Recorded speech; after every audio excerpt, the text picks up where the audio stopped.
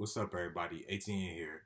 Today, I wanted to talk about the pros and cons of driving for Lyft and or Uber. Now, this is not a video to bash Lyft or Uber. I just want to get it out there to know what you're signing up for before you make the decision of going into the orientation. Now, I've been working for Lyft since last June, and I'm still relatively new to the whole work environment, but I've been working long enough where I know the good and the bad aspects of the job, which I think is worth letting other people know before they sign up. Now, how we'll do this is that I'll name off certain aspects of the job and then I'll list the pros and the cons of that certain aspect. That way, you guys don't have to wait all the way into the end of the video for me to make an entire cons list.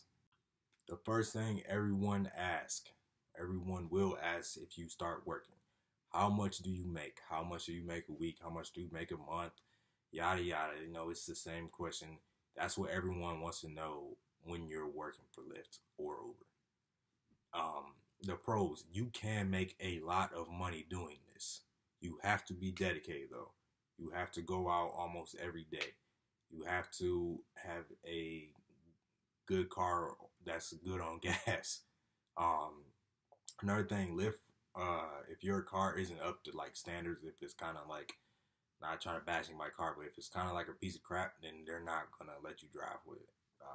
I had a small crack in my windshield on my driver's side, and they basically tried to tell me that I couldn't drive with that. Even though I got it removed and I got it taken care of, but then it's just to give you an example of how serious they take these car evaluations. But with money, man, like, it is crazy. You can make the first time I started driving on a Thursday and I ended on a Sunday, and I made $400 just off Thursday through Sunday. I made $400. It was crazy. And I was doing that like every other weekend because I had a different job and I was trying to balance that with that job. So, those are definitely some things you want to look for. Just putting in the time to do this whole thing. The cons for money is that sometimes you will get a passenger who is really far away and you will not get paid for that distance driving to them. So keep that in mind. And where I live, there are a lot of those rides that you will get because it's only certain areas where the area is hot, as they say, the power zones. Another thing is the power driver bonus. Now, what the power driver bonus is a bonus you can earn throughout the week. I think if you earn it one week, you can't get it the next week or something. Personally, I've never gotten it because it's like really hard to attain given the area you're in. It goes off acceptance rating, which is how many times you accept a ride throughout the week. And if you miss like a couple rides, your percentage will decrease dramatically. It's really, really confusing. You go by peak hours. Peak hours are the hours like during work rush or the weekends. The weekends are the best time to do the peak hours because those are the time people are going out to bars or partying. Some people are getting off work late, but those are the peak hours that you can earn. It'll show you on the app though which hours are the peak hours because they usually change them a lot. And then lastly, it is, total rides. That's it. Total rides throughout the week. Now, total rides isn't hard to get at all. Is if you're going throughout the week, if you're kind of like driving, if you're making this side gig, I guess you can get the power bonus if you have the time. I could never get it. But if you're trying to make this your full-time gig, it should be no problem getting these rides throughout the week. Next up, the passengers. The pros of the passengers is that you meet a lot of wonderful people. I've met people who have invited me out, like as I was working. They say, you're really cool. Come have a drink with us. You meet some really cool people like that. As long as you know how to talk to people, I think that this job will be a breeze for you. You will get a lot of good reviews because of how you interact with people. Um, I've been on the other side of being a passenger, and it's really nice to have a driver if you're trying to interact with that driver for them to interact back. So I know how it feels. The cons. There are some passengers that are just flat out rude, liars. They just miserable for no reason. I've had a woman curse me out because I took the wrong way because I was listening to the GPS and not her. So you have to keep that in mind. If you have a really short temper, then you probably don't want to do this job. Because I have a short temper, but I was able to keep my cool during these certain times because, you know, uh, it reflects back on you. But at the same time, you can always call Lyft up and tell them what happened, and they'll usually be very understanding of the situation. I would suggest, I don't have one, but I would suggest getting a kind of like a dashboard cam for your car. That way you can kind of record everything that goes on in your car just in case you do get a passenger who tries to lie on you and say, oh yeah, well, he was very rude to me and he didn't speak to me or something like that. There are passengers that'll complain that you didn't speak to them at all. Usually I just say hi to the passenger, how are you, and stuff like that. And if they don't keep the conversation going, I will not like force the conversation out of them. I kind of just keep driving. You don't have to have this long conversation with them. If they don't want to talk, that's fine. Because like I said, I've been on the other side, so I know how it feels. Sometimes you just want to get in the car, you just want to chill, you just want to go to sleep or whatever. And I'm not against that. So just keep that in mind. Ratings. Now, the pros of doing ratings is that if you have a passenger that you had a bad experience with, or simply you just don't want to pick them up anymore, you have the option to rate them 3 stars or lower. If you rate them 3 stars or lower, you will never get paired up with them again. That's kind of the cool thing about it. At the same time, I think for females, it's kind of worse because they go through a lot more. There's a lot of creeps out there. You just gotta watch yourself. I would suggest if you're a female, keep a kind of like a pepper spray or something in your car or anything. But I mean, it'll be stupid for them to try something with you, seeing that you have all their information. So I mean, it'd be really stupid. But I've never heard of like a really bad experience with any female and a passenger. I did have one friend said that she just felt unsafe, so she ended up leaving the passenger at his house, which is fine. You can cancel the ride at any time. It will go against your acceptance rating, so keep that in mind. The cons is that a passenger can also rate you. If they rate you 3 stars or lower, or whatever, it will show up, and Lyft will send you an email. Hey, this passenger rated you low. We need you to change this or something like that. But like I said, this is why this is a good investment to have, is to have a dash cam, just in case if those measures cause for them trying to get you fired over that. You can always say, well, I have it recorded and I didn't do anything wrong. Also, there are passengers that'll just flat out lie on you. There was a passenger that I had. She basically said that my car was dirty. My car was crystal clean on the inside. And where I live, we got a lot of snow that weekend. So my carpets were kind of like salty and stuff. And, who has time to just clean out their carpets every other passenger.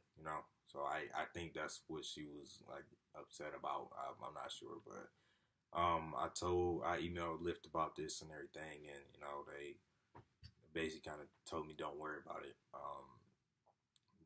there are some times where you will get rated unfairly. And if you felt like you got rated unfairly for whatever reason, just reach out to Lyft. Keep battering them. If they don't respond, man, like they will eventually respond, but you have to just keep at it. That's what I do. Payment. The pros of getting paid is that you can get paid whenever you want. They have this thing called Express Pay. What that is that you get 50 cents or more, and you can credit it to your debit card whenever you want. Uh, they used to have it where it was you had to get $50, but now they changed it and it's only like 50 cents. You get charged 50 cents for using it, but that's not much at all. The cons is that Express Pay is that you have to have a certain bank to use it. Like, say if you have a very small bank that really no one knows about, it's probably not going to work with Express Pay. So it's kind of like you have to have like Chase or maybe Huntington or Bank of America. I'm not really sure. I have Chase. I used to have a bank that nobody knew about, and then I switched to Chase to get the money quicker. But I still have that other bank account.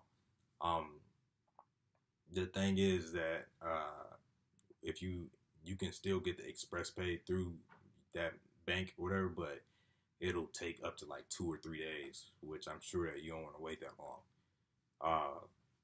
So I think that they're trying to change that, but I'm not entirely sure, so don't quote me on that. But the other thing is that if you don't want to use Express Pay, you can wait till Tuesday is the day that you'll get paid, which it really isn't. It's really you get paid on Wednesday. That's just the day that they process the whole payment thing, like it goes through. PerkSpot. Now, PerkSpot is a website where you can go and you can get all these good rewards based on your monthly performance driving for Lyft. That is how I obtained my Smile Direct Club. I got a pretty much like $200 off my initial purchase of these, which isn't much, but it was enough to help me out. Um, so the pros of this is basically just what I just said. You can get deals on certain things like movies, gas, hotel rooms. I think there's like flights and stuff on there too. I'm not entirely sure. Which brings me to the cons. Now, as great as PerkSpot may sound, it is kind of sketchy. Now, I've been locked out of my PerkSpot account for maybe like 4 or 5 months, and Lyft seems to not care. They keep saying that they'll send me an email to reset it. I never got an email. I never get one. So that is something that you need to kind of make sure it doesn't happen to you. I'm not really sure how to like counter that. It just kind of happened. I typed in my password and stuff, and it didn't go through. So, and last but not least is Lyft's customer service. Now, the pros of customer service is that they are very efficient over the phone. Like whenever you call them, they pretty much get whatever you need handled done over the phone. Like if you have a bad passenger, you can call Lyft like right after that ride. You just go like to the options or something. It's like you go to options or something, and then it says call me or something. You put in your phone number, but they'll call you. They'll handle the problem. I've even got credited $10 because a passenger was very rude to me, and she gave me a hard time. They gave me $10 for the inconvenience, so that was cool. And with every pro comes a con.